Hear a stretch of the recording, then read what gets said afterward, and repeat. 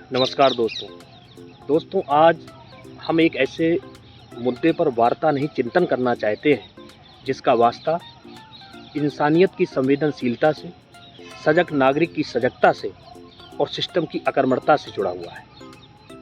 दोस्तों, जैसा आप और हम सभी लोग जानते हैं, 27 जुलाई 2024 को देश की राजधानी दिल्ली में ओल्ड राजेंद्र नगर में राव IAS कोचिंग इंस्टीट्यूट के बेसमेंट में दिल्ली में हुए जलभराव के कारण हमारे 3 प्रतिभाशाली UPSC के एस्पिरेंट की मौत हो गई है, या कहें सिस्टम की अकर्मकता के कारण वो मौत की गोद में चले गए हैं। दोस्तों, सर्वप्रथम तो मैं उन युवाओं के लिए अपने संवेदना व्यक्त करता हूं और ईश्वर से प्रार्थना करता हूं कि उनके परिवारों को ईश्वर ऐसा दर्द को सहने की शक्ति प्रदान करे। दोस्तों, आज हम उन पहलुओं को टटोलने की कोशिश करते हैं कि आखिर इन 3 मौतों का जिम्मेदार कौन है। दिल्ली MCD कोचिंग इंस्टीट्यूट या वहाँ पर रहने वाले UPSC के एस्पिरेंट। दोस्तों, दिल्ली MCD को से अब मेरा वास्ता उन सेक्रेटरी लेवल के अधिकारियों से है जो UPSC का एग्ज़ाम क्रैक करके IAS बनते हैं, या कहें देश की सबसे प्रतिष्ठित सेवा कहा जाने वाला IAS आखिर क्यों देश की सबसे प्रतिष्ठित सेवा है। इसलिए क्योंकि शायद वो चिंतनशील लोग होते हैं, दूरदर्शी लोग होते हैं और उनके पास देश की विकास में या समाज के उत्थान के लिए नीतियां बनाने में महत्वपूर्ण भूमिका होती है। लेकिन यदि वही हमारे सेक्रेटरी व वही हमारे IAS एक बाबू टाइप के अधिकारी का तरह बर्ताव करने लगे तो उनकी भी जिम्मेदारी पर प्रश्न चिन्ह उठना चाहिए।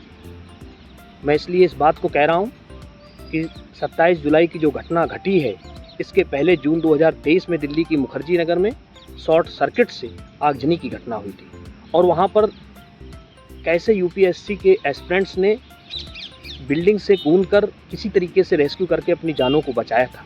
शायद उस घटना से भी हमारे सेक्रेटरी लेवल के अधिकारियों ने कोई सबक नहीं लिया, या सबक लिया होता तो 27 जुलाई के एक महीने पहले पटेल नगर में भी एक UPSC के स्टूडेंट की करंट लगने से मौत हो गई। आपने क्या सबक लिया? आज भी मुखर्जी नगर, ओल्ड राजेंद्र नगर और जहाँ भी कोचिंग इंस्टीट्यूट है वहाँ भी खुले नंगे तारों बिजली के देखे जा सकते हैं।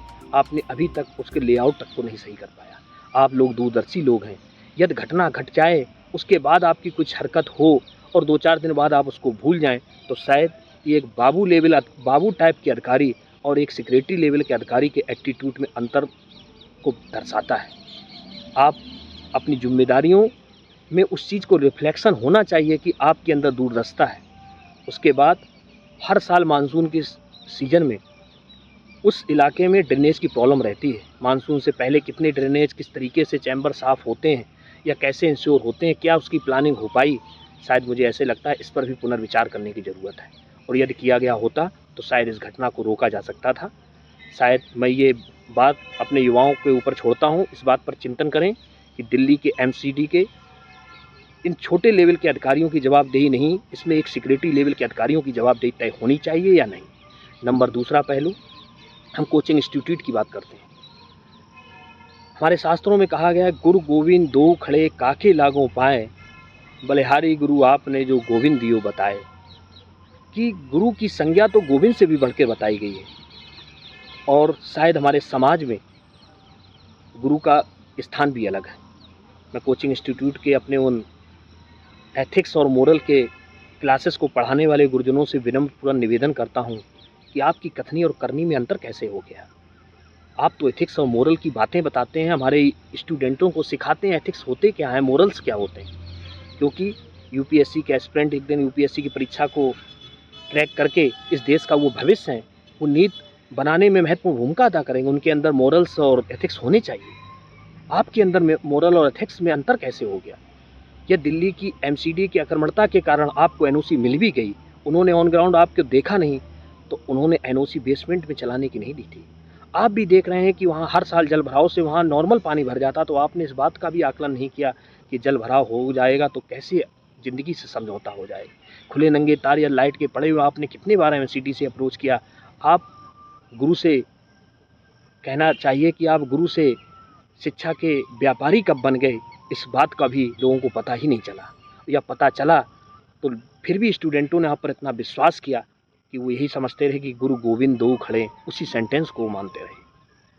मैं कोचिंग इंस्टीट्यूट से ये बात कहना चाहता हूँ बड़ी विनम्रता से कि इस घटना के घटने के बाद बहुत सारे कोचिंग इंस्टीट्यूट ने संवेदना तक जताने में अपना शायद अपने आप को इसलिए पीछे रखा कि कहीं कोचिंग इंस्टीट्यूट के सर्कल में वो एक दूसरे के आरोप प्रत्यारोप से के चक्कर में न पड़ जाए, या वो सिस्टम के कटघरे में ना आ जाए। मुझे शायद कोचिंग इंस्टीट्यूट के इन बड़े बड़े प्रतिष्ठित लोगों से ऐसी आशा नहीं थी, और मैं ये युवाओं पर इस बात का भी प्रश्न चिन्ह छोड़ता हूँ कि ऐसे कोचिंग इंस्टीट्यूटों के ऊपर भी आप चिंतन करिए जिनकी कथनी और करनी में अंतर है। अब हम तीसरे पहलू अपने उन युवा मित्रों पर आते हैं जो देश के विभिन्न इलाकों से अपने सपनों को पूरा करने के लिए उन स्थानों पर आते हैं जिन स्थानों पर वो हर परिस्थिति, विषम परिस्थितियों के बावजूद भी वहाँ रहने के लिए विवश हैं। दोस्तों, मैं एक बात बड़ी जिम्मेदारी के साथ कहना चाहता हूँ, जिस समय आपने किसी लक्ष्य को पाने के लिए जुनून पाल लिया, सफलता मिलेगी, इसमें कोई दो राह नहीं। लेकिन यदि आपने समाज को ये भी बता दिया कि हमारी ये मजबूरी है, हम इस जुनून में इतने ज़्यादा संलिप्त हैं लक्ष्य को पाने के लिए कि हम कुछ भी करने के लिए तैयार है, उसी दिन से आपका शोषण शुरू हो जाता है। और शायद वहाँ पर चाहे कोचिंग इंस्टीट्यूट हो, चाहे वहाँ पर मकान मालिक हों, या वहाँ पर खाना देने वाले पीजीज हों, वो इस बात को जानते हैं कि आपके दिमाग में एक बात बैठ गई है कि जब तक आप ओल्ड राजेंद्र नगर, करोल बाग या मुखर्जी नगर नहीं आएंगे, नहीं रहेंगे, तब तक आप यूपीएससी क्रैक नहीं कर पाएंगे।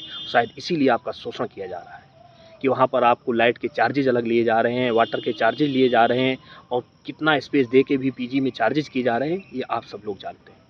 मैं एक बात कहना चाहता हूँ, यूपीएससी की परीक्षा में शायद इसीलिए कहा जाता है कि जिस व्यक्ति ने यूपीएससी का सिलेबस नहीं पढ़ा वो नागरिक तो है लेकिन एक सजग नागरिक नहीं है, क्योंकि सजग नागरिक और नागरिक में अंतर होता है। मैं आपसे ये आशा करता हूँ कि आप अपने लक्ष्य को पाइए, लेकिन जहाँ आपके सम्मान के साथ या आपकी सुरक्षा के साथ समझौता हो रहा है, वहाँ आपका चिंतन आवश्यक है। आप कोचिंग इंस्टीट्यूट को आप लोग इस बात के लिए विवश कर सकते हैं कि यहाँ पर सुरक्षा के मानक नहीं है, हम यहाँ पर पढ़ने में हमें असमर्थता है।